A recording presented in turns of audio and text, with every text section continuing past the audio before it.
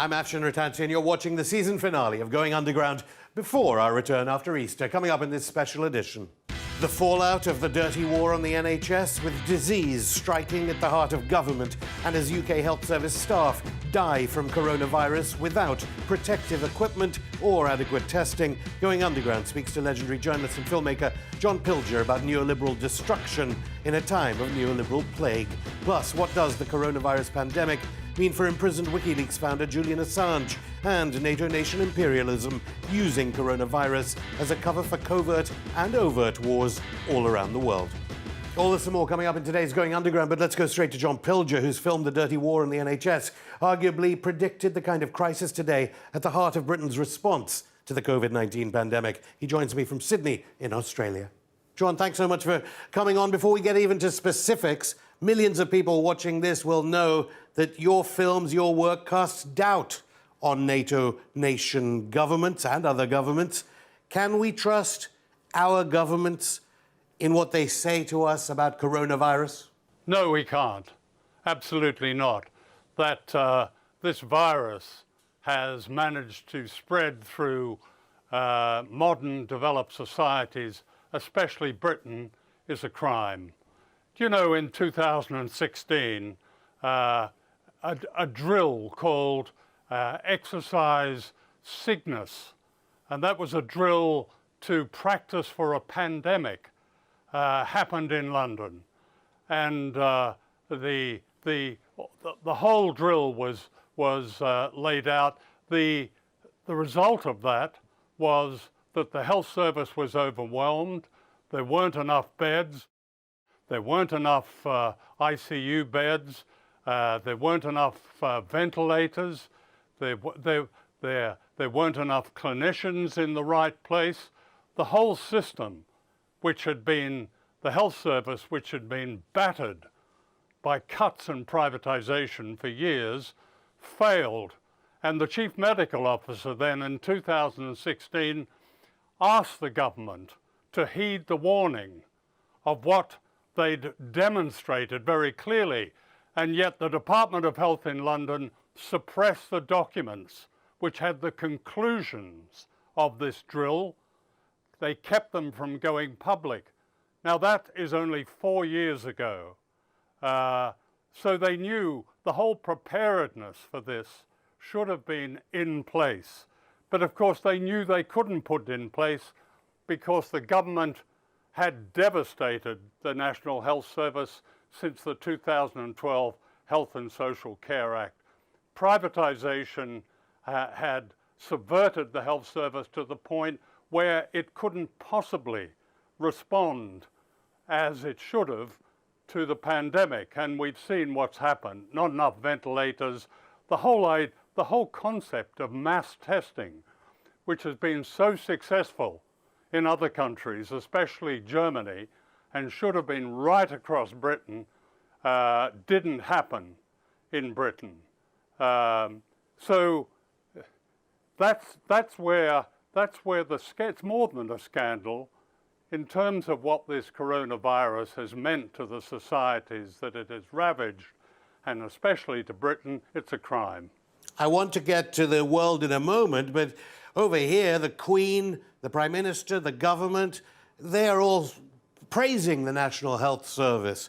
In fact, every aspect of this society, including the media, is praising the National Health Service. What evidence, no mention of privatization in the media here, not even that the new Labour leader's top advisor used to work in private healthcare lobbying. What evidence do you have that privatization is even an important context in which to understand Britain's response to coronavirus? Well, of course they should praise it.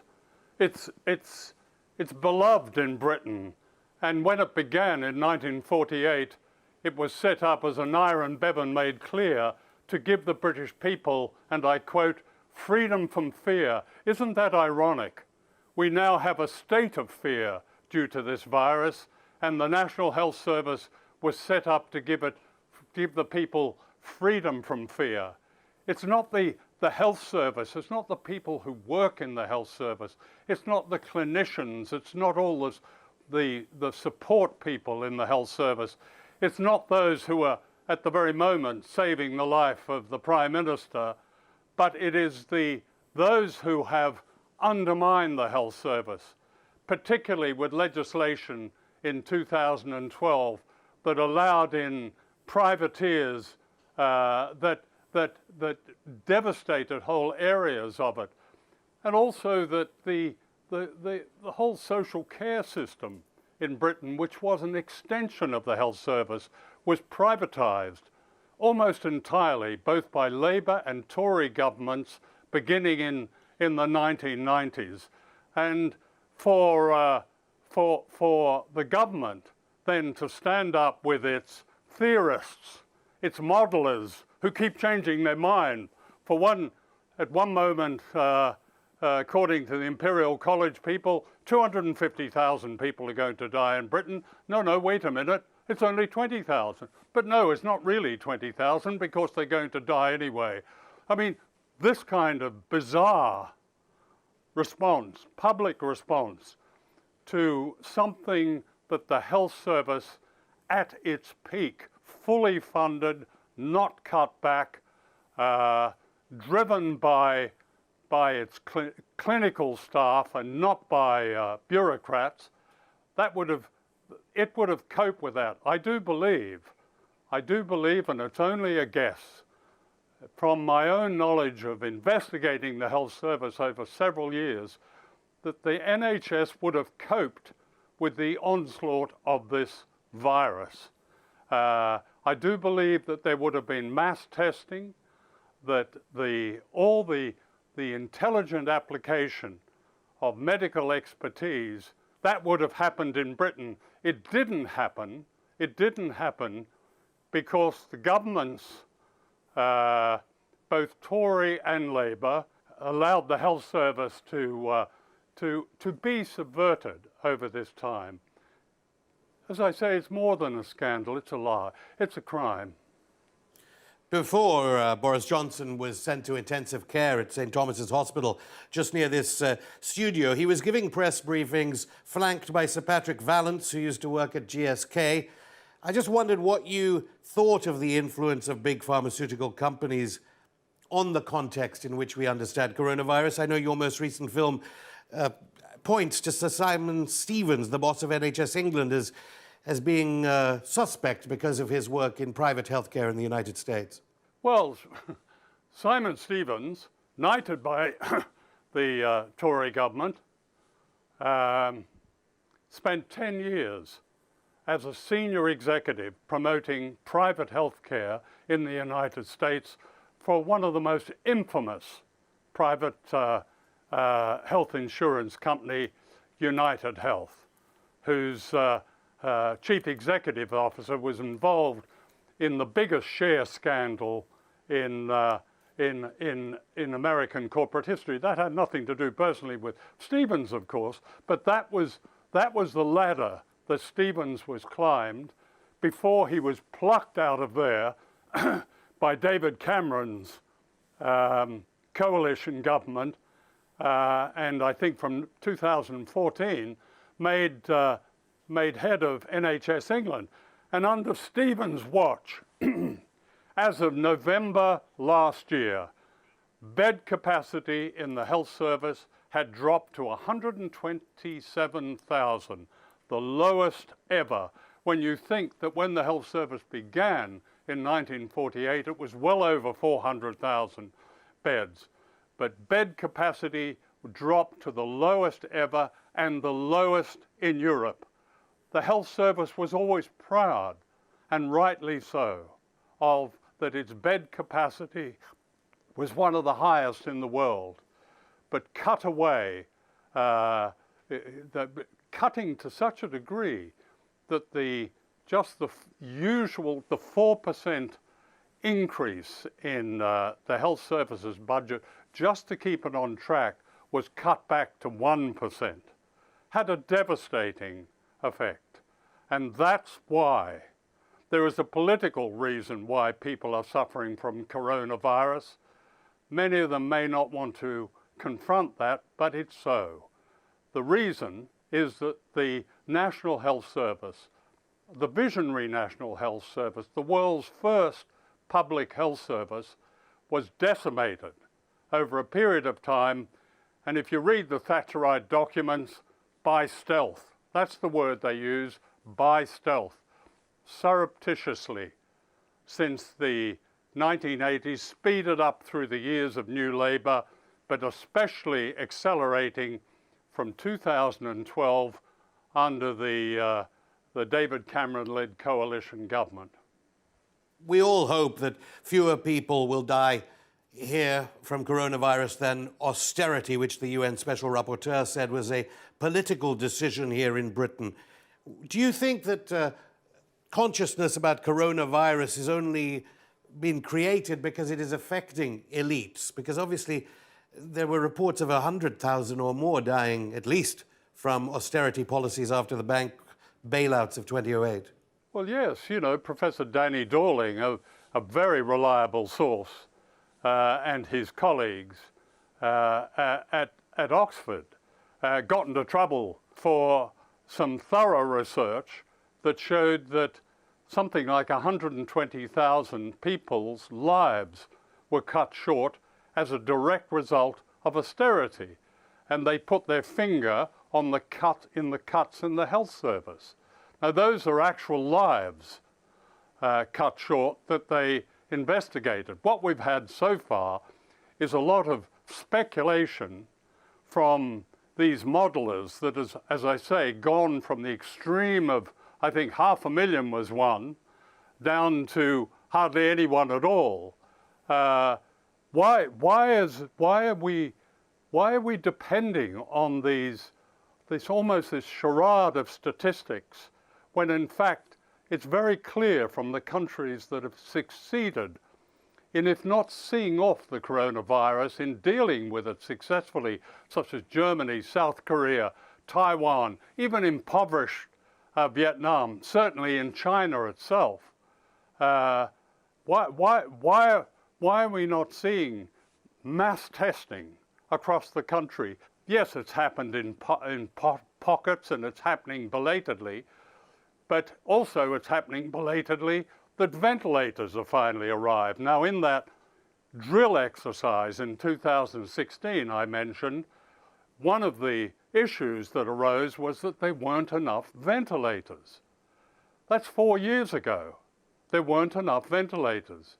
Well, we invite the Department of Health on the program. John, I'll just stop you there. More from John Pilger after this short break.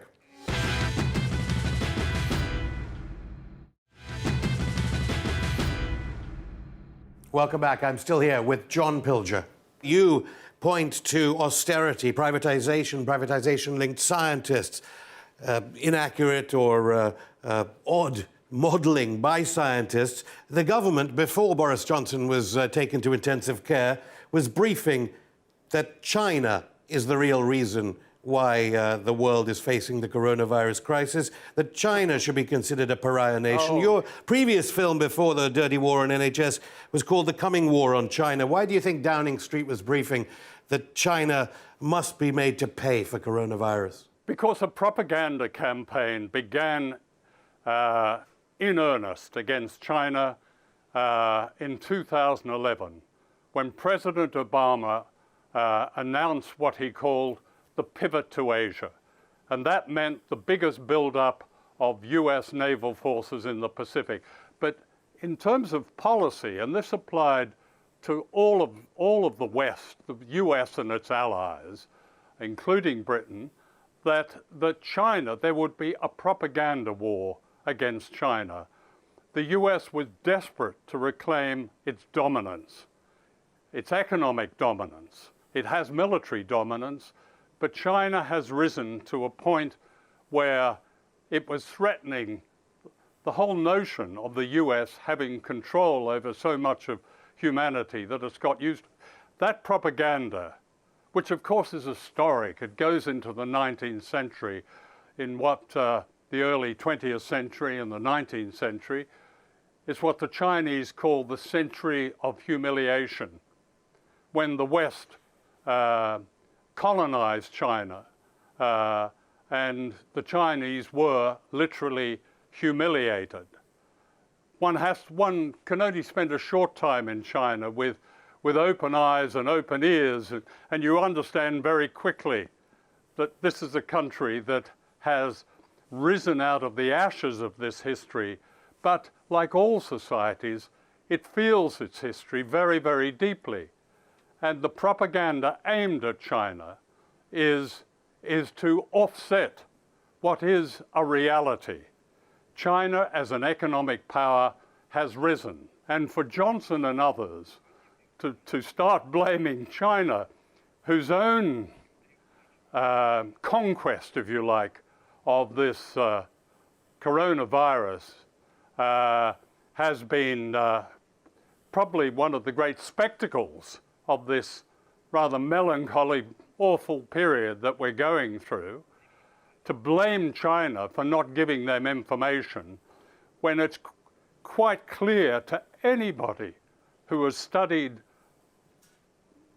governments in this country, Tory and Labour, New Labour and Tory governments, and their attitude to public health care, that the responsibility lies right at their feet. Well, despite what the World Health Organization say, media in this country, which doesn't call itself propaganda, says China was lying about coronavirus, it lied about statistics, and it lied about a whistleblower, apparently. Why is it that for you, and there's been no coverage, as far as I can see, of the case of Julian Assange of WikiLeaks in the past 24 hours, a publisher of whistleblowers, why this apparent mismatch between the emphasis here of whistleblowers in China but not the publication or the publishers of whistleblowers here in Britain? Well, we understand something about government attitudes and so-called policies towards the crisis caused by the coronavirus when we look at the terrible suffering of Julian Assange. You know, a few weeks ago at a bail hearing, a magistrate refused to give this man bail. He has a lung condition. He is a perfect candidate, if you like, for falling victim to a coronavirus, which is ravaging through Britain's prisons. They're not telling us the real figures. There's so much lying going on about this, just simply on a humanitarian basis. The fact that Assange's name is not on the rather short list of prisoners who are being released temporarily on humanitarian grounds is an outrage. How is such a cruelty applied to somebody who's committed no crime, who is convicted of no crime, whose only crime is journalism? It's there for everybody to see.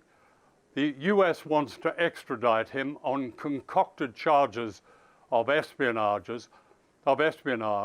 charges so ridiculous that they should have been ridiculous in law, that they should have been thrown out on the first day of the hearing in February, but they won't. So my view is, if you want to understand how power is misleading people, let's just use that word, misleading people, during this whole coronavirus crisis, look at the case of Julian Assange. A government that can treat a man with such cruelty, a courts that can treat him with such cruelty is quite capable of a form of that cruelty in its other policies. Well, it's not only former journalist Boris Johnson who appears to back the legal process regarding Julian Assange. Sir Keir Starmer, the former boss of the Crown Prosecution Service, alleged to have been involved in a conspiracy against Assange, says we must allow the proper extradition process to follow its course. Well, that's fine. Let's have a proper process. There isn't a proper process, and he should know. He's a QC. There isn't a proper process. Anybody who was witness to the number of hearings last year and certainly this year in February Well, no, there's no process. The court has become a kind of show trial. I mean, people without a preordained view have been so shocked by what they've seen. There is no process. So yes, let's have a proper process. But more than that, Keir Starmer is the leader of the opposition. Opposition is needed more than ever today in Britain. Indeed, that's what democracies are about. And this government and the governments that have gone before it have to be called to account on a number of issues, but especially on the treatment of Julian Assange. The whole world, and we'd be here all day if I described all the jurist organization, the United Nations bodies, distinguished people, United Nations rapporteur on torture, doctors, latest 115 doctors have called on the government to let Julian Assange out, at least while this coronavirus crisis is on. There are so many of them, but they're not in the media, and the media, of course, is a major problem. It's a major problem for Assange in that it's suppressed the truth about Assange. It's a major problem for the coronavirus crisis. So much of this crisis has been media-led by a form of hysteria and worse than that, simply an echo of whatever government wants to say, of whatever its latest modeler wants to stand up behind their lectern and tell us. No critical thinking, no understanding. I mean, wasn't it Robert Peston who told the nation in a tweet that the government was considering, I think his words were, the forced isolation of people over 70. We learned that in a tweet. In other words, something slipped to this reporter. Clearly, he's favourable to the government. That's how we learned about it, before the government told us. Haven't we forgotten that in 2012, there was a landmark report done by University College about the killer disease in Britain. What was that killer disease? It was isolation. Not loneliness, they distinguished it.